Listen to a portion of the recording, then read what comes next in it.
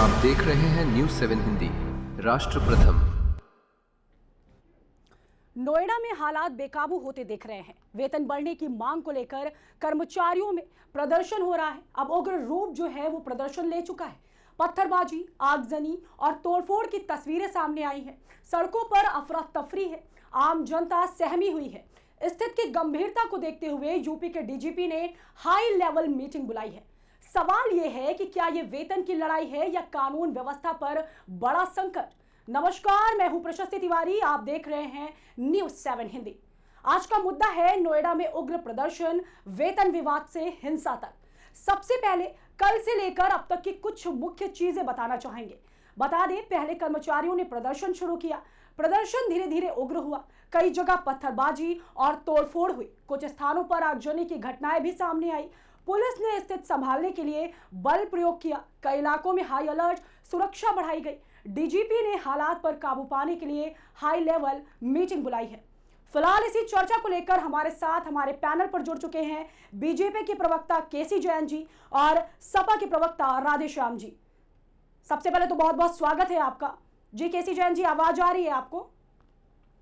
जी प्रशस्ति जी मिल जी केसी जैन जी, सबसे पहले मैं आपसे शुरुआत करना चाहूंगी। ये जो नोएडा में विरोध प्रदर्शन हो रहा है, तो मैं आपसे ये पूछना चाहूंगी कि नोएडा में कानून व्यवस्था पर कहीं ना कहीं सवाल खड़े होते हैं, क्या कुछ कहना चाहेंगे आप? देखिए, बिल्कुल सही बात। किसी भी समस्या का निदान हिंसा के माध्यम से नहीं। जी।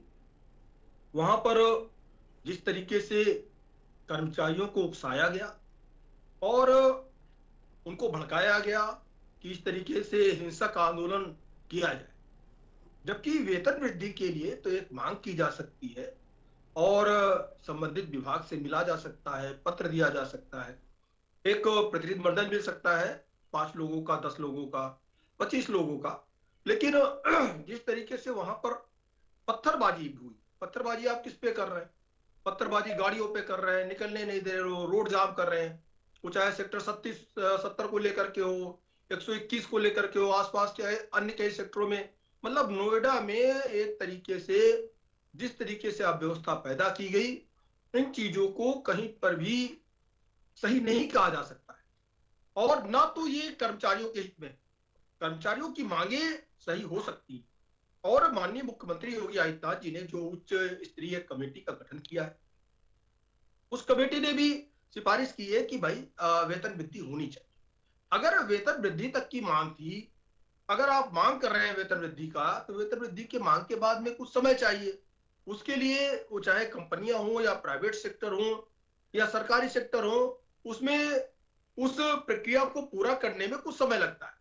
उस प्रक्रिया को पूरा होने के बाद अगर आपका जवाब ये आता आपके आपके पास में कि नहीं वेतन वृद्धि नहीं होगी और कोई आपके लाभ की चीज नहीं होगी, लेकिन लगातार जो डीएम है नोएडा के, वो भी कह रहे हैं कि कलेक्ट्रेट के रास्ते आपके लिए खुले हुए हैं, आप जब चाहे हमसे वार्ता कर सकते हैं। साथ ही साथ वहां पर जो उच्च स्तरीय कमेटी का गठन किया गया है, उसकी सिफारिश भी अब तो लागू हो गई है। लेकिन जिस तरीके से घरेलू काम के लिए जो महिलाएं हैं उनको एकत्रित किया गया कि आप वेतन वृद्धि की मांग करिए, तो वो जो घरेलू काम के लिए मांगे, पहले से एक चीजें तय है कि आपको इतना वेतन मिलना चाहिए, सामान्य वेतन कि पर डे के हिसाब से या मंथली आपका इतना वेतन होना चाहिए वर्किंग आवर्स के हिसाब से। लेकिन अगर आप स्वयं उन चीजों को तय करके कम वेतन पे काम करते हैं, या फिर आपको लगता है और वेतन बढ़ना चाहिए जो वर्तमान है उससे भी बढ़ना चाहिए, मांग कर सकते हैं। समय के साथ महंगाई आती है, महंगाई के साथ वेतन भी बढ़ता है और तमाम सारी चीजें और भी होती। तो अगर मांग हो रही, मांग को गलत नहीं कहा जा सकता, लेकिन मांग का जो तरीका है उसको कहीं पर भी जायज नहीं कहा जा सकता है। क्योंकि आप किसको प्रताड़ित कर रहे हैं, पत्थरबाजी किसको किसके ऊपर कर रहे हैं, गाड़ियां किसकी तोड़ रहे हैं, किसके सर फोड़ने का प्रयास कर रहे हैं। आप आपके अपने लोग ही, वो बाहर के लोग कोई नहीं है। और अगर पुलिस वहां पे व्यवस्थाओं को ठीक करने का प्रयास करती है तो पुलिस तक पे पत्थरबाजी हुई वहां पर। तो जो आपका रक्षक है, जो आपके सहयोगी है, उन्हीं के ऊपर आप हमला करेंगे, आपको लाभ कैसे मिलेगा, आपको न्याय कैसे मिलेगा? जो आपके लिए न्याय करने के लिए लड़ रहा है, जो आपके पक्ष में, आप उसी पत्थरबाजी कर रहे हैं। एक तो आप कर्मचारी अपने जो उनके अधिकारी हैं, या ये कहें कि उनके जो मालिक हैं, या कंपनियों के जो उच्च स्तरीय कर्मचारी हैं, आप उनके ऊपर हमला कर रहे हैं। आप कंपनी में भी दो चीजें बांटी नहीं जा सकती, वो चाहे लेबर हो या वहां पे ऑफिस वर्क करने वाला हो ये कंपनी तो सबको साथ में लेकर के चलती है, तो उसमें से एक से आप झगड़ा कर रहे हैं, एक के ऊपर हमला कर रहे हैं, अपने लिए आप वृद्धि की मांग कर रहे हैं।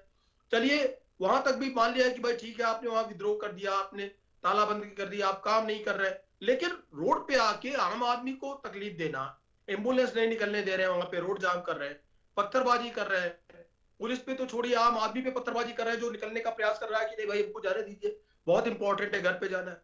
तो वो आपके अपने लोग हैं, लेकिन ये कहीं ना कहीं उकसाया गया है, ये भी माना जा रहा है। और लेकिन जिन लोगों ने इस मामले को हवा दी है, आग में घी डालने का काम किया है, अपनी राजनीतिक स्वार्थ के लिए कुछ पार्टियां भी इसमें लगी हुई हैं, इसकी भी उच्च स्तरीय जांच हो रही है, और जांच होकर के जिन लोगों ने इस तरीके की अव्यवस्था पैदा किया है उनके ऊपर कार्रवाई होगी। लेकिन सरकार और कर्मचारियों के साथ हैं, इनकी वेतन वृद्धि की सिफारिश की गई है और ज्यादातर इनकी मांगे मान ली।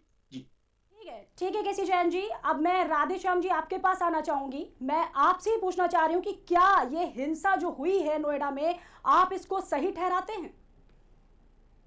जी, आवाज आ रही है हमारी? जी जी आ रही है। सबसे पहले तो नमस्कार आप सभी को। जी दूसरा बात यह है कि जो ये हिंसा हुई है, जी हिंसा को कोई सही नहीं ठहरा सकता है पूरी दुनिया में। जो व्यक्ति, अगर कोई व्यक्ति संविधान में, लोकतंत्र में भरोसा रखता है, जी तो वो हिंसा को ठीक नहीं ठहरा सकता है। और हम संविधान मानने वाले लोग हैं, डेमोक्रेसी के लिए हम सदैव लड़े हैं, ये हमारा इतिहास है। जेपी आंदोलन से उठा के आप देख लीजिए, स्वतंत्रता आंदोलन से चलिए और जेपी आंदोलन तक, और आज तक हम लोग संविधान और डेमोक्रेसी की लड़ाई लड़ रहे हैं। जो भी संविधान और डेमोक्रेसी के को मानता होगा जरा भी, वो हिंसा की बात नहीं कर सकता है। हमारे भारतीय जनता पार्टी के साथी ने कहा है कि आम जनजीवन त्रस्त है, एम्बुलेंस को निकलने नहीं दिया जा रहा है, लोगों पर ईंट पत्थर चल रहे हैं।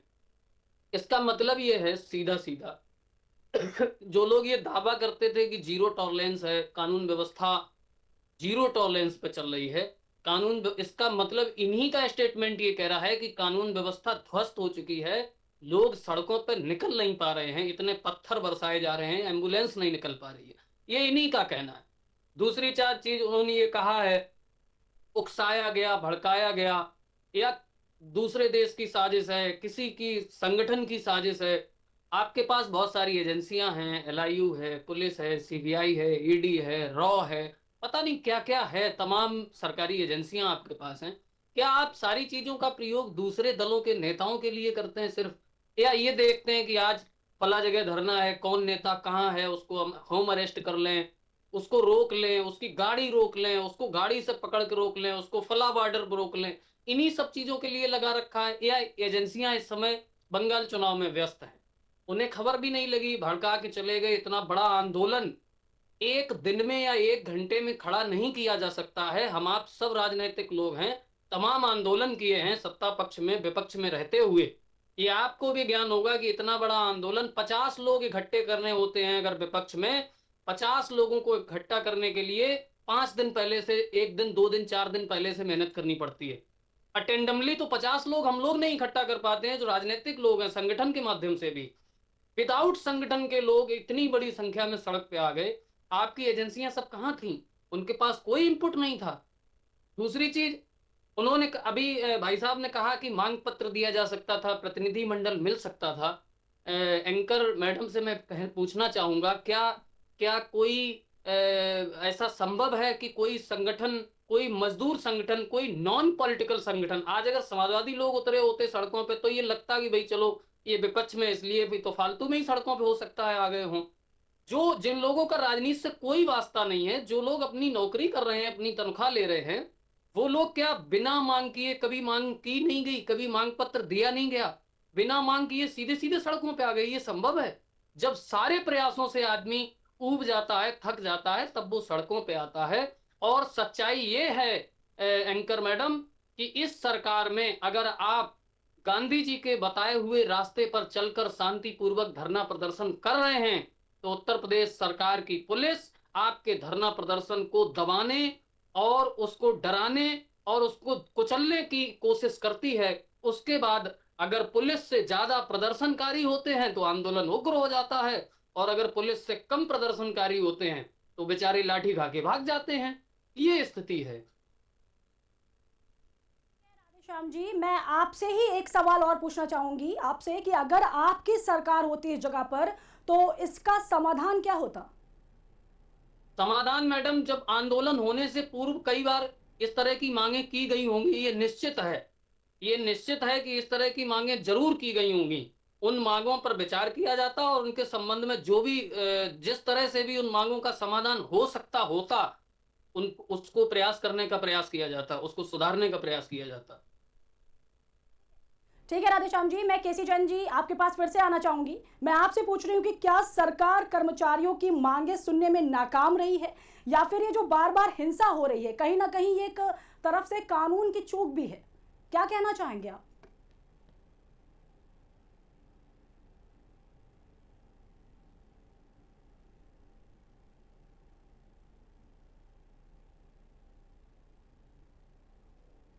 माफ कीजिएगा केसी जैन जी, आपकी आवाज ये नहीं आ आवाज पा रही है। जी जी, आवाज मिल रही है हमारी आपको? जी जी, अब आ रही है।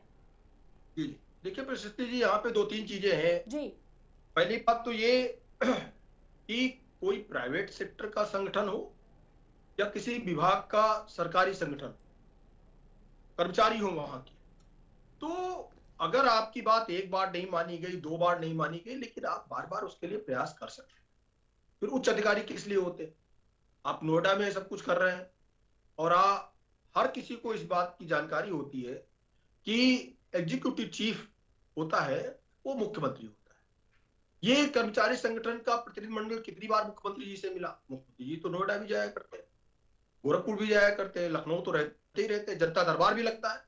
लेकिन दूसरी बात यह है कि अगर प्रदर्शन भी किया तो प्रदर्शन का तरीका यह भी हो सकता था कि हाथ में काली पट्टी बांध करके, और अगर धरने पे भी बैठे थे तो दूसरा तरीका यह भी था कि शांतिपूर्ण तरीके से बैठ सकते थे। लेकिन इसका मतलब ये नहीं कि पत्थरबाजी आप करें, इसका मतलब ये नहीं कि दूसरे को आप घायल कर दें, जिसका कोई रोल नहीं उसको आप घायल कर दें। जिन लोगों पे पत्थरबाजी हुई वो ना तो सरकारी कर्मचारी हैं और ना तो वो इसमें निर्णय करता है कि वो निर्णय आपका ले सकते हैं कि इनको पत्थर मार दोगे, इनका सिर फोड़ दोगे, महिलाओं का, बच्चों का, वहां जो रोड पे निकले उनकी गाड़ियां तोड़ दोगे तो आपके पक्ष में निर्णय हो जाएगा, आप दबाव बना ले जाए। फिर उनके ऊपर हिंसा करने का क्या मतलब? वो आपके परिवार के हो सकते हैं, उसका जो पत्थर मार रहा हो दूसरा कर्मचारी उसके परिवार का सदस्य हो, निकल रहा हो दूसरा, उसको पता ही ना हो कि ये दूसरे परिवार का सदस्य है।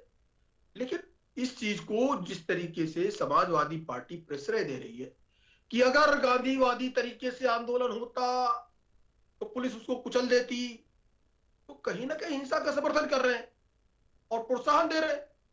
तो ये जो षड्यंत्र हुआ है, दूसरी बात ये है कि देखिए पुलिस प्रशासन, एलआईयू, इंटेलिजेंस एजेंसियां सब काम करती, लेकिन इसका मतलब ये नहीं कि अयोध्या की तरीके से यहाँ पे गोली चलवा दी जाए, जैसे राम भक्तों पे गोली चलवा दी थी समाजवादी पार्टी कार्यकाल में स्वर्गीय श्री मुलायम सिंह यादव जी ने। तो गोली तो नहीं चलवा दी जाएगी, वो आतंकवादी तो है नहीं, हमारे देश के नागरिक हैं, हमारे सदस्य हैं, हमारे परिवार के सदस्य हैं। ये अलग बात है प्राइवेट सेक्टर में काम कर रहे हैं और कंपनियों के ऊपर सरकारों का जोर होता है, लेकिन कर्मचारियों को जब कंपनी रखती है, कर्मचारी और कंपनी के बीच में तमाम सारे टाई अप होते हैं, तमाम सारी चीजें उस पर साइन होती है। अगर उन शर्तों को आप नहीं मान रहे हैं तो आप कंपनी पे दबाव बनाइए, कंपनी के बाहर आकर के भी आप दबाव बना सकते हैं, लेकिन पत्थरबाजी को क्या सही कहा जा सकता है? इस तर्क पे कि अगर गांधीवादी तरीके से होते, शांतिपूर्ण तरीके से बैठे होते तो इनका आंदोलन खत्म, आंदोलन तो अभी खत्म हो जाएगा। पुलिस के लिए आंदोलन खत्म करना 2 मिनट की चीज है। आपने देखा होगा कि जिस तरीके से संभल में हिंसा करने का प्रयास किया और वहां के समाजवादी पार्टी के पूर्व सांसद और विधायक ने उसको उग्र आंदोलन बनाने का प्रयास किया, वहां तो कोई हिंदू मुस्लिम नहीं था, वहां कोई कर्मचारी नहीं था, वहां तो केवल सर्वे हो रहा था। वो भी किस पे सर्वे हो रहा था?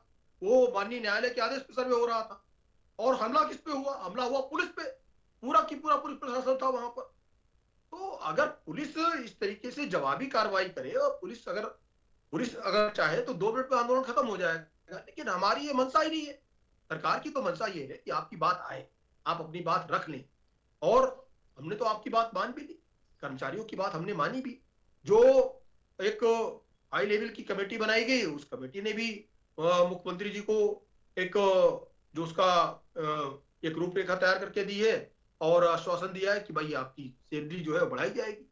लेकिन सैलरी बढ़ाने के लिए भी सरकार को प्राइवेट सेक्टर के साथ में बात करनी पड़ती है कि आप ये सैलरी बढ़ाइए।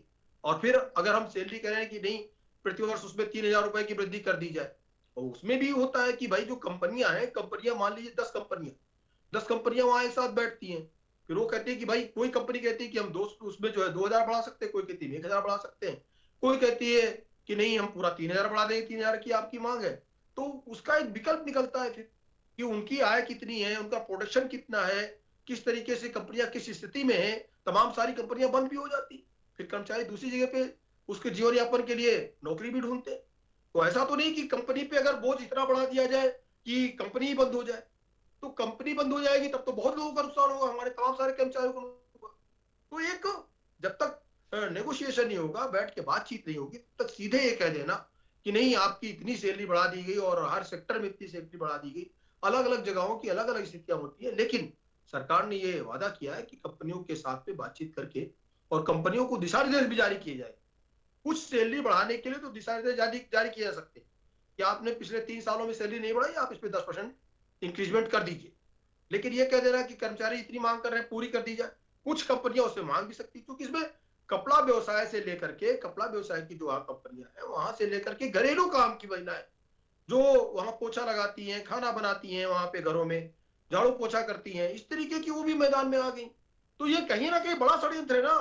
कंपनियों का तो चलिए ठीक है कि एक पूरा समूह वहां पर है, सबकी सैलरी का है, लेकिन पर्सन टू पर्सन, घर घर जो महिलाओं का काम है, किसी को 1 घंटे का काम है, किसी घर में 4 सदस्य हैं, 4 सदस्य के हिसाब से सैलरी महिलाएं ले रही हैं। किसी का घर 1,000 स्क्वायर फीट का है, किसी का 500 फीट का बंगला है, दोनों की सफाई का अलग अलग रेट है। तो इन सारी चीजों को लेकर के कोई एक ही व्यक्ति है, सिंगल में एक लेडीज है, वो काम कर रही है बैंकिंग में, वो चाहती है कि घरेलू महिला काम कर दे। अब उसके लिए चीजें उसके लिए कम टाइम वहां पे महिलाओं को देना पड़ता है। तो सबका समय अलग अलग है, सबकी चीजें वो कहां से निकल करके आ गई, वो तो पहले इन्वॉल्व भी नहीं थी, वो तो दूसरे दिन तीसरे दिन निकल करके सारी की सारी आती है बड़ी संख्या में वहां पे, वो भी पत्थरबाजी करती है। तो एक घरेलू काम करने वाली महिला ठीक है पत्थरबाजी केसी कहां से जैन करने जी, लगी? मैं आपको यहाँ पे रोकना चाहूंगी। केसी जैन जी, आपको यहाँ पे सिर्फ ये है प्रशस्ति जी जी, कहने का मतलब ये है कि जो षड्यंत्रकारी हैं उनको चिन्हित करके उन पे कार्रवाई होगी। और जो ये आरोप लगाया समाजवादी पार्टी के साथी ने कि आपकी इंटेलिजेंस क्या कर रही थी, तो इसका मतलब ये नहीं कि पुलिस अपने साथियों पे, अपने देश के नागरिकों पे अगर कोई मांग करते हैं तो उस पर गोली चलवा दे। आंदोलन 2 मिनट में खत्म हो जाएगा, लेकिन आंदोलन नहीं खत्म करना है। खत्म क्या करना है? खत्म करना है कि उनकी जो पीड़ा है, उनका जो दर्द है, उनका जो दुख है, वो खत्म करना है। वो कैसे खत्म होगा? वो खत्म होगा बैठ करके बातचीत करने से। और बैठ के बातचीत करना है तो उसके लिए हिंसा करने की आवश्यकता नहीं। वो अगर साधारण धरना भी दे रहे होते तब भी हो सकता। लेकिन ये बड़ा षड्यंत्र है, बड़ी चाल है, और जो लोग इसमें इन्वॉल्व हैं उन पे बड़ी कार्रवाई आपको देखने। ठीक है केसी जैन जी। राधेश्याम जी, आप कुछ कहना चाहते हैं? जी जी, मैं ये कहना चाहता हूँ, भारतीय जनता पार्टी के हमारे साथी, इनका एक बड़ा मायाजाल होता है, उसको समझ पाना बड़ा मुश्किल होता है। बात नोएडा के कर्मचारियों की हो रही थी, नोएडा से सीधे अयोध्या पहुंचे और अयोध्या से सीधे संभल, कहां से कहां घूमते हुए आ गए उसी मुद्दे पे, जिस मुद्दे पे ये पूरी राजनीति इनकी टिकी हुई है। इन्होंने अभी एक बात सबसे लास्ट में कही है कि पुलिस का मतलब ये नहीं होता है, पुलिस के लिए 2 मिनट का काम है आंदोलन खत्म करना। इसका मतलब इन्हें अनुभव है कि किसी भी आंदोलन को पुलिस के जरिए 2 मिनट में कुचला जा सकता है। इन्होंने कुचले हैं ऐसे कई आंदोलन पहले। और दूसरी बात मैं ये कहना चाहता हूं, इन्होंने जैसे कहा कि कोई भी व्यक्ति डेमोक्रेसी में अपनी मांग कर सकता है, आंदोलन कर सकता है, पुलिस गोली नहीं चला सकती। क्या मान्यवर लखनऊ में गोली नहीं चली थी जब विरोध प्रदर्शन हो रहा था किसी एक बिल के खिलाफ? तब क्या लखनऊ में पुलिस की गोली से लोग नहीं मारे गए थे? आप कह रहे हैं कि पुलिस गोली नहीं चला सकती। क्या विवेक तिवारी का एनकाउंटर इसी लखनऊ में नहीं हुआ? क्या उसमें पुलिस वालों पे एफआईआर नहीं लिखी गई? क्या पुष्पेंद्र यादव का झांसी में एनकाउंटर नहीं हुआ? क्या उस पे हाईकोर्ट के आदेश पे एफआईआर नहीं लिखी गई? आपकी पुलिस तो दिन में 3 बजे उठाती है, तीसरे दिन 3 बजे रात में एनकाउंटर दिखाती है। पता नहीं कहां कहां पुलिस ने कितनी गोली चलाई है। और जब सरकार बदलेगी उन सारे फर्जी एनकाउंटरों की जांच होगी और पता नहीं कितने पुलिसकर्मी जेल जाएंगे। मान्यवर की एक बात का मैं और कुछ कहना चाहूंगा, इन्होंने बड़े शिथिल तरीके से एक बात कही है कि बताओ इस तरीके की भी महिलाएं सड़कों पर आ गईं, झाड़ू पोछा करने वाली महिलाओं सड़कों पर आ गईं। अरे मान्यवर, क्या आज भी आप उसी युग में जी रहे हैं? बाबा साहब डॉक्टर B.R. अंबेडकर का दिया हुआ संविधान हमारे सिर पे रखा है और वो संविधान ये कहता है कि झाड़ू लगाने वाला, नाली साफ करने वाला आदमी और केंद्रीय सचिवालय में कैबिनेट सचिव की कुर्सी पर बैठा हुआ आदमी भी हिंदुस्तान में एक बराबर अधिकार रखता है। अपने लिए मांग केंद्रीय कैबिनेट का सचिव भी कर सकता है और सड़क पर झाड़ू लगाने वाला भी कर सकता है। ये जो हीन भावना आपके अंदर है, ये जो छोटे तबके के लोगों के लिए आपके मन में जो हीन भावना है, जन्मों से, आज से नहीं है, जन्मों से है। मंडल कमीशन आयोग जब लागू हुआ था तो मंडल के विरोध में कमंडल यात्रा निकाली थी आप लोगों ने। पुरानी दुश्मनी है आप लोगों की, हीन भावना आप लोगों ने रखी है। और आपने कहा कि ये समाजवादी पार्टी ये हिंसा को परिसर दे रहे हैं। मेरी पहली लाइन है इसी वीडियो में, मैंने पहली लाइन में ही ये कहा है कि मैं किसी भी तरह की हिंसा का कभी समर्थन नहीं कर सकता। और जो लोग भी डेमोक्रेसी में और संविधान में भरोसा रखते हैं वो कभी हिंसा में समर्थन नहीं कर सकते। सबसे पहली बात आपने बोली थी, आपने कहा था कि ये प्रतिनिधि मंडल मुख्यमंत्री जी से कितनी बार मिला और अपनी बात रखने का प्रयास किया। मान्यवर, आपको वो वीडियो आपके पास अगर ना हो तो मैं भेज दूंगा और हो सकता है आपको सोशल मीडिया पर मिल जाए। एक रैली को संबोधित कर रहे थे माननीय मुख्यमंत्री जी, एक प्रतिनिधि मंडल अनुदेशकों का था, माननीय मुख्यमंत्री जी से मिलना चाहता था। वो अपना बैनर ऐसे दिखा रहे थे कि मान्यवर मुझे भी कुछ कहना है। माननीय मुख्यमंत्री जी का ऑन रिकॉर्ड ये वीडियो है कि माननीय मुख्यमंत्री जी उनसे ये कह रहे हैं कि ये बैनर नीचे कर लो वरना हमेशा के लिए बेरोजगार हो जाओगे। प्रदेश के मुख्यमंत्री की जब इस तरह की भाषा होगी तो कौन प्रतिनिधिमंडल ये हिम्मत करेगा कि हम उनके सामने बैनर तान के खड़े हो जाएं? कौन बेरोजगार होने की जहमत उठा पाएगा? मान्यवर, आपने अयोध्या का जिक्र किया, इसलिए मैं अयोध्या पर भी 2 मिनट लेना चाहूंगा। अगर माननीय मुलायम सिंह जी के हस्ताक्षर से कहीं पर भी गोली चली है, क्या वो आदेश आप हमें दिखा सकते हैं? नृपेंद्र मिश्रा तत्कालीन गृह सचिव थे, जिन्हें आपने अयोध्या मंदिर निर्माण समिति का अध्यक्ष बना के बैठाया हुआ है। वो उस समय के गृह सचिव थे और पूरा प्रशासन, उनके पुलिस प्रशासन उनके अंडर में था।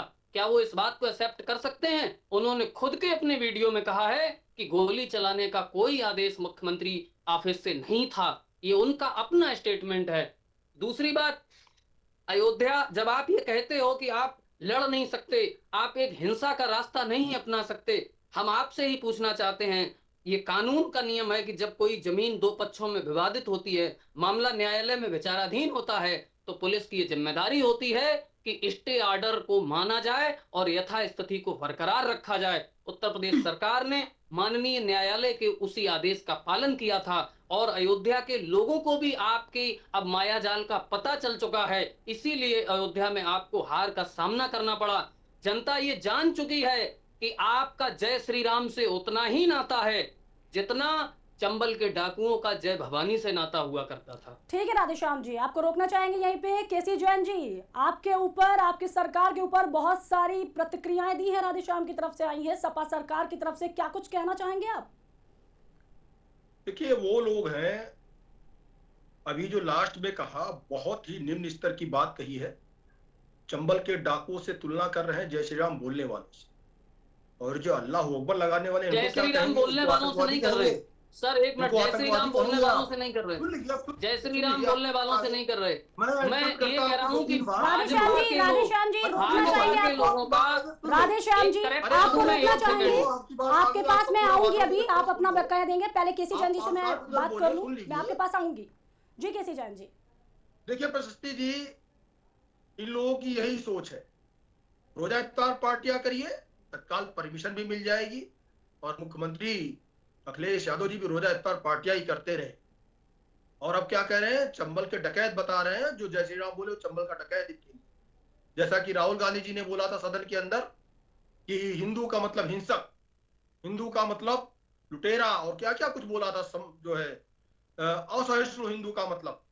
वैसे ही ये समाजवादी पार्टी का नारा है, ये राधेश्याम जी का नहीं है, ये समाजवादी पार्टी की सोच यहाँ पे परोस रहे हैं कि जय श्री राम का मतलब चंबल का डकैत बता। मतलब किस तरीके से हिंदुओं को, सनातनियों को गाली देने का काम समाजवादी पार्टी के लोग करते हैं। और ये बात, दूसरी बात ये कि जिस गृह सचिव को उन्होंने बताया कि भाई वो गृह सचिव थे, गृह सचिव ने अभी अभी बताया है कि ये आदेश मुलायम सिंह के द्वारा दिया गया था, लेकिन ये आज इस तरीके के निर्णय राजनीतिक होते हैं, मौखिक रूप से होते हैं। कल्याण सिंह जी ने तो गोली नहीं चलवा दी, उन्होंने मुख्यमंत्री पद का त्याग दे दिया। और जिस इंटेलिजेंस की आप बात करते हैं इस छोटे से आंदोलन के लिए, वो तो बहुत बड़ा आंदोलन था और कहा भी था, विश्व हिंदू परिषद ने भी कहा, बजरंग दल ने भी कहा और तमाम सारे संगठनों ने कहा था कि हम कूच करेंगे अयोध्या की तरफ। कहां थी आपकी इंटेलिजेंस? आप उनको पहले से क्यों नहीं रोक पाए? गोली ही क्यों चलवाई? क्योंकि मंशा थी गोली चलवा करके अल्पसंख्यक के नाम पर मुसलमानों को खुश करना, और इसीलिए आपने गोली चलवाई, इसीलिए समाजवादी पार्टी ने गोली चलवाई, इसीलिए मुलायम सिंह जी ने गोली चलवाई। चाहते तो पहले से चीजों को रोक सकते थे, कवर कर सकते थे, लेकिन नहीं, ये वो आने दो, हम तो गोली चलवाएंगे और खुश कर देंगे मुसलमानों। और परिणाम क्या हुआ था उसके बाद में? हार का भी सामना देखना पड़ा। कल्याण सिंह के समय में भी जब दोबारा कार सेवा हुई तब तो गोली नहीं चली, और कल्याण सिंह जी ने मुख्यमंत्री पद का त्याग कर दिया कि भाई हम गोली नहीं चलवाए। तो ये निर्णय राजनीतिक निर्णय होता है, ये चीज तत्कालीन आईएएस ने भी इस चीज को स्पष्ट किया। दूसरी बात जो विषय उस पर आ जाते हैं कि देखिए बार बार अभी इन्होंने कहा कि इनकाउंटर हो रहे हैं, इनका इनकाउंटर हो गया, उनका इनकाउंटर हो गया। इनकाउंटर का मतलब ये नहीं कि पुलिस किसी की हत्या करने जाती है, इनकाउंटर का मतलब होता है जवाबी कार्रवाई। और जब अतीक के बेटे ने हत्या की, खुलेआम हत्या की, पूजा पाल के भाई की और दो गनर की, और 45 दिन तक पुलिस उसको खोजती रही, अल्टीमेटम जारी हुआ, सबको पता था, पेपर मीडिया का, सरेंडर क्यों नहीं किया? आखिर में जब पुलिस ने सरेंडर करने का, पुलिस के ऊपर हमला कर रहे, क्या पुलिस बढ़ने के लिए बनी है क्या? क्या जियाउल हक जैसे कांड यहां पर होने चाहिए क्या? जियाउल हक की जिस तरह पीट पीट करके हत्या कर दी इलाहाबाद में, और समाजवादी पार्टी कार्यकाल में अखिलेश यादव पर चूड़ियां फेंकी गई, वहां मिलने गए, संतुष्ट करने गए, एक ही परिवार को 4-4 नौकरियां दे दी। उसके बाद में जियाउल हक की पत्नी को, भाई को, किसको वहां पर। और दूसरी तरफ कहीं हत्या होती किसी सनातनी की, किसी हिंदू की, तो उसके लिए 50 लाख रुपए भी नहीं निकलता है, 20 लाख रुपए, 10 लाख रुपए, 5 लाख रुपए देकर संतुष्ट हो जाते हैं, या वो भी नहीं मिलता है। रही बात ये कि देखिए पुलिस का काम है लॉ एंड ऑर्डर को बनाए रखना, और जिन अपराधियों पे कार्रवाई हुई है, बड़ी लिस्ट है, उसमें उठाइए आप, देखिए कितने कितने लाख के इनामी बदमाश थे जिनको पुलिस ने जब सरेंडर करने के लिए कहा, पुलिस पे हमला हुआ, पुलिस की जवाबी कार्रवाई में उसमें कैजुअलिटीज भी हुई, लेकिन 6000 से ज्यादा लोगों ने खुद सरेंडर भी किया। ये है law and order Yogi ji का। दूसरी बात ये है कि उसके बाद में लगभग अभी 12,000 लोगों को पुलिस ने इनकाउंटर में अरेस्ट किया, उनमें से किसी कैजुअलिटी नहीं, किसी की पैर में गोली लगी, किसी की नहीं लगी, पुलिस ने घेराबंदी करके ही पकड़ा तमाम तरीके से। तो 12,000 लोग कौन है? क्या 12,000 लोगों की हत्या हो गई क्या? और वो गंभीर अपराधी थे, गुंडा एक्ट, गैंगस्टर के साथ साथ। ठीक है केसी जैन जी, एक मिनट रोकना चाहेंगे आपको यहाँ पे। केसी जैन जी एक मिनट आपको रोकना चाहेंगे। राधेश्याम जी बहुत देर से कुछ कहना चाहते हैं। जी राधेश्याम जी। हाँ, मैं ये कहना चाहता हूँ जी, मैं 6 बजे दूसरे चैनल पे हूँ, तो फिर इन्होंने राधेश्याम जी कहने थे, मैं बात खत्म करूँ, 6 बजे मैं दूसरे चैनल पे। भारतीय जनता पार्टी के हमारे साथी ने ये कहा है कि इन्होंने कह दिया कि जय श्री राम का मतलब है चंबल के डकैत। मैंने ये कहीं नहीं कहा है। आप वीडियो देखिए राधेश्याम जी, एक मिनट आप सुन लीजिए। अब आप भैया सुन लीजिए, आप सुन तो लीजिए। अब आप अभी आप जब बोल रहे थे आपने हमें रोका, हम रुक गए। अभी आपने हमें रोका, अभी आपने हमें रोका। अगर यही करना था, आप देखो भाई, डिबेट का मतलब ये नहीं होता कि आप लड़ झगड़ जाओ। आपने हमें रोका, हम रुक गए। अब आप बात सुन लो हमारी। आपने ये कहा कि राधेश्याम जी ये कह रहे हैं कि जय श्री राम बोलने वाले चंबल के डकैत हैं। मैंने ये बिल्कुल ही कहा ही नहीं। मैंने ये कहा है कि भाजपा के लोगों का जय श्री राम बोलने से उतना ही मतलब है जितना चंबल के डकैतों का जय भवानी बोलने से है। जय श्री राम सब बोल, मैं भी तो जय श्री राम बोलता हूँ। क्या मैं जय श्री राम नहीं बोलता? आपको क्या केसी जैन जी, राधेश्याम जी, आप लोगों से मैं कहना चाहूंगी कि आप लोग अपने पर्सनल व्यक्तिगत मुद्दों पे जा रहे हैं। यहाँ पर हम नोएडा के जो विरोध प्रदर्शन हुआ था उस बारे में बात कर रहे थे। राधेश्याम जी, आवाज आ रही है आप तक हमारी? जी बिल्कुल आ रही है। मैं उसी पे बोल रहा हूं कि भारतीय जनता पार्टी ये समझ रही है कि ये कह रही है कि ये किसी ने उकसाया है या ये किया, ऐसा कुछ नहीं है एंकर मैडम। महंगाई इतनी बढ़ चुकी है कि हर वर्ग में भारतीय जनता पार्टी के खिलाफ ज्वालामुखी आक्रोश का भरा हुआ है, और वो समय आने पर फट जाता है जिसका फटना होता है। लोग धीरे धीरे सड़कों पे आ रहे हैं और निश्चित तौर पर ये आप मान के चलिए कि जिस तरह से ये लोग हर बात में एक चीज एंगल बना देते हैं हिंदू मुस्लिम का, इन्होंने अभी एंगल बना दिया एनकाउंटर वाले विषय पे, इन्होंने कह दी कि पुलिस जवाबी कार्रवाई करती है। भैया बताओ, विवेक तिवारी ने कौन सी गोली पुलिस पे चलाई थी जो उसने उसको मार दिया पुलिस ने? फिर क्यों एफआईआर हो गई? ये हमें बताते क्यों नहीं आप लोग? आपने अभी जिक्र किया जियाउल हक हत्याकांड का। क्या जियाउल हक के जैसी घटनाएं होनी चाहिए? बिल्कुल नहीं होनी चाहिए। लेकिन आपको पता होगा कि आपकी सरकार में इंस्पेक्टर सुबोध कुमार सिंह को भी पीट पीट के मार डाला गया था। ठीक है राधेश्याम जी, आपको रोकना चाहिए आपने। इंस्पेक्टर सुबोध कुमार सिंह की हत्या में जिसको सजा हुई है वो आपकी पार्टी का जिला पंचायत सदस्य है और सबके सब हत्यारे आपकी पार्टी से जुड़े हुए हैं। क्या वो घटना आपकी सरकार में नहीं हुई? राधेश्याम जी रोकना चाहेंगे आपके वहां पे। जी केसी जैन जी, कुछ कहना चाह रहे हैं आप? देखिए, नोएडा में जो भी घटना घटित हो रही है, जो जी। भी हुआ है, इसमें जो भी षड्यंत्रकारी, व्यक्तिगत हो, पार्टीगत हो, संगठनात्मक हो, इनको चिन्हित करके इन पे बड़ी कार्रवाई, और नोएडा के जो कर्मचारी हैं उनकी जो मांगे हैं, उनकी मांगे मान ली गई हैं। माननीय मुख्यमंत्री जी ने उस पे एक संज्ञान में लेते हुए उस बात को स्पष्ट किया है कि इनकी जो सैलरी बढ़ाने की बात है वो बढ़ाई जाएगी और कंपनियों से बात करके बढ़ाई जाएगी। अगर कंपनियां नहीं मानती है तो कंपनियों को आदेश दे करके इनकी सैलरी बढ़ाई जाएगी। दूसरी बात यह है कि जो घरेलू महिलाएं हैं जो खाना बनाती हैं, खाना बनाना बहुत पुण्य का और अच्छा का, लेकिन खाना बनाने वाली महिलाएं किसी कंपनी में काम नहीं करती, वो सिंगल एक पर्सन के वहां काम, सिंगल पर्सन के वहां काम करने वाले लोग अगर इसमें उतरते हैं, एक कंपनी के लोग एक साथ में मिलते हैं, एक समूह है उनका, एक सदस्य भी वहां पे, एक कमेटी भी उन लोग बना रखे हैं, एक संगठन भी बना रखे हैं, कर्मचारी संगठन। लेकिन यहाँ पे ना तो संगठन की पार्ट है, ना तो कपड़ा व्यवसायी आंदोलन से उनका कोई मतलब।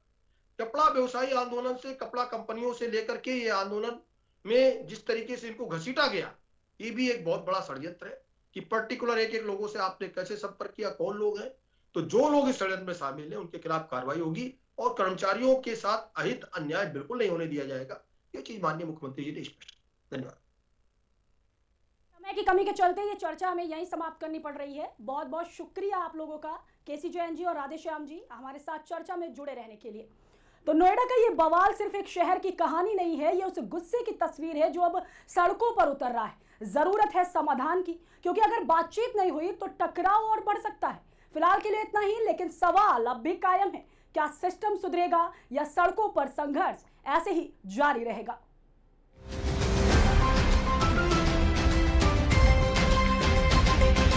आप देख रहे हैं न्यूज़ 7 हिंदी, राष्ट्र प्रथम।